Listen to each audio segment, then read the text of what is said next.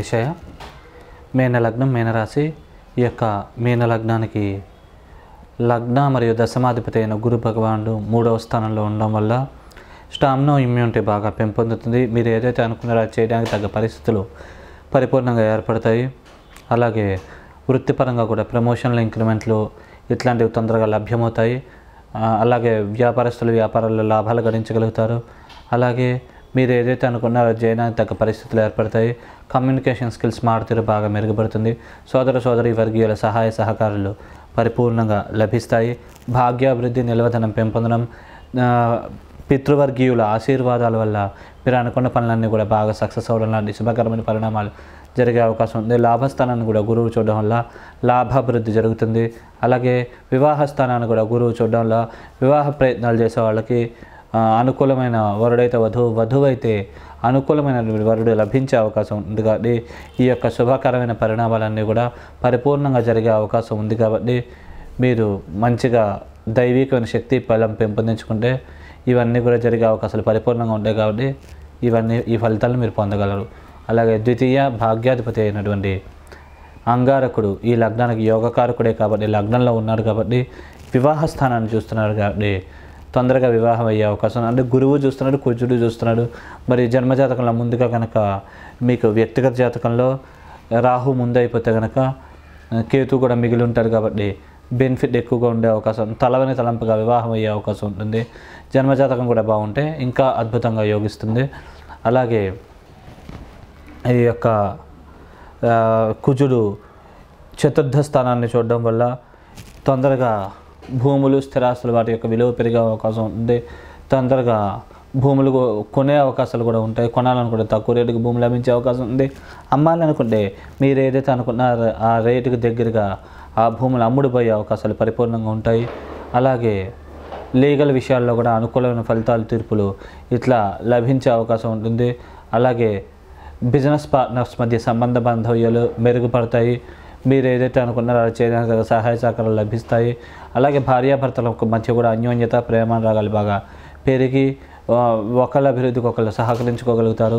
అలాగే తృతీయ అష్టమాధిపతి అయిన శుక్రుడు భగవానుడు ప్రథమార్థంలో అంతగా యోగించకపోయినా ద్వితీయార్థంలో అద్భుతంగా యోగించే అవకాశం ఉంది. పరిపూర్ణమైన కొద్దిగా శుభ పరిణామాలు కొద్దిగా పాపే అయినప్పటికీ గురువుతో పాటు కొద్దిగా ఉంటుండడం వల్ల కొద్దిగా శుభ ఫలితాలు పరిణామాలు ఇచ్చే అవకాశం ఉంది. అలాగే లీగల్ విషయాల్లో కూడా చిన్న చిన్న ఇబ్బందులు ఉన్నప్పటికీ కొద్దిగా అనుకూలత కలిగే అవకాశం ఉంది. అలాగే చతుర్థ సప్తమాధిపతి అయినటువంటి బుధ భగవానుడు ఈ లగ్నానికి పాపి కాబట్టి కొద్దిగా అశుభకరమైన, అమంగళకరమైన ఫలితాలు ఇచ్చే అవకాశం ఉంది. కొద్దిగా బుధ దశలు, అంతర్దశలు నడిచినట్లయితే చికాకులు, టెన్షన్లు అధికంగా ఉండడం, పీడకలు రావడం, కొద్దిగా వ్యతిరేకంగా జరిగినట్టు కొద్దిగా ఊహలకి గురవ్వడం ఇట్లాంటి పరిణామాలు జరిగే అవకాశం ఉంది. భూముల, స్థిరాస్తుల విషయంలో చిన్న చిన్న లిటికేషన్స్, భార్యాభర్తల మధ్య తగాదులు ఇట్లాంటివి క్రియేట్ అయ్యే అవకాశం ఉంది. కాబట్టి ఈ విషయాల్లో అప్రమత్తంగా జాగ్రత్తగా వ్యవహరించినట్లయితే దోష ప్రభావం నుంచి బయటపడగలుగుతారు. అలాగే పంచమాధిపతి అయినటువంటి చంద్ర భగవానుడు ఈ లగ్నానికి శుభుడు, యోగకారకుడు కాబట్టి పరిపూర్ణమైన శుభ ఫలితాలను, అనుకూలమైన ఫలితాలను ఇచ్చే అవకాశం ఉంది. విద్యాభివృద్ధి అవుతుంది. విద్యల్లో మార్కులు బాగా ఎక్కువగా సాధించగలుగుతారు. మానసిక దృఢత్వం, శక్తి ఎక్కువగా ఉంటుంది. విదేశీ ప్రయత్నాలు చేసే వాళ్ళకి అవి సఫలీకృతం అయ్యే అవకాశం ఉంది. వీసా, పాస్పోర్ట్ తొందరగా లభ్యమవుతాయి. ప్రజాదరణ బాగా పెరుగుతుంది రాజకీయ నాయకులకి. అలాగే ఈ యొక్క లగ్నానికి షష్టాధిపతి అయినటువంటి సూర్య భగవానుడు ఈ లగ్నానికి మిశ్రమమైన ఫలితాలను ఇచ్చే అవకాశం ఉంది. కాబట్టి సూర్యదశలు, అంతర్దశలు నడిచినట్లయితే మిశ్రమంగా ఉంటుంది. కాబట్టి కొద్దిగా స్లోగా ముందుకు వెళ్ళినట్లయితే కనుక మీరు సక్సెస్ అయ్యే అవకాశం పరిపూర్ణంగా ఉంటుంది. అలాగే ఈ లగ్నానికి లాభ వ్యయాధిపతి అయిన శనీశ్వరుడు వ్యయస్థలంలో ఉన్న ధనపరమైన ఖర్చులు అధికంగా ఉండడం, శత్రు రోగ రుణాది పీడలు కలగడము, అలాగే కుటుంబ స్థానాన్ని చూడడం వల్ల కుటుంబంలో స్వల్పమైన చికాకులు, ఇబ్బందులు తలెత్తడం ఇట్లాంటి పరిణామాలు జరిగే అవకాశం ఉంటుంది. లోన్లు మంజూరు అవడం విషయాల్లో స్వల్పమైన జాప్యం క్రియేట్ అయ్యే అవకాశం ఉంది. భాగ్యస్థానం మీద శని దృష్టి ఉండడం వల్ల స్వల్పంగా శని దశలు, అంతర్దశలు నడిచినట్లయితే కొద్దిగా చేద్దాకా వచ్చే కొన్ని అవకాశాలు, అదృష్టం మిస్ అవ్వడం లాంటి పరిణామాలు కూడా జరిగే అవకాశం ఉంది. ఈ విషయాలు అప్రమత్తంగా జాగ్రత్తగా వ్యవహరించినట్లయితే దోష ప్రభావం నుంచి బయటపడగలుగుతారు. అలాగే లగ్నంలో రాహువు, సప్తమంలో కేతువు ఉండడం వల్ల ముందుగా మీకు రాహు అయిపోయి కేతు మిగిలినట్లయితే రాహుకేతులు ఇద్దరు కూడా అద్భుతంగా యోగించి పరిపూర్ణమైన శుభకరమైన మంగళకరమైన ఫలితాలని ఇచ్చే అవకాశం ఉంటుంది. వాళ్ళ వ్యక్తిగత జాతకంలో మీకు ముందుగా కనుక కేతు వైపు రాహు మిగిలితే కొద్దిగా స్టామినా ఇమ్యూనిటీ దెబ్బతినడం, భార్యాభర్తల మధ్య మనస్పర్ధలు ఇట్లాంటివి క్రియేట్ అయ్యే అవకాశం ఉంది. బిజినెస్ పార్ట్నర్స్ మధ్య కూడా చికాకులు, ఇట్లా సమస్యలు తలెత్తే అవకాశం ఉంది. వాళ్ళ వ్యక్తిగత జాతకంలో మీకు ముందుగా కనుక రాహు వైపు కేతు మిగిలినట్లయితే కనుక అన్ని మంగళకరమైన ఫలితాలు, శుభకరమైన ఫలితాలు దక్కే అవకాశం ఉంది. కాబట్టి ఈ విషయాలను గమనించుకోగలరు.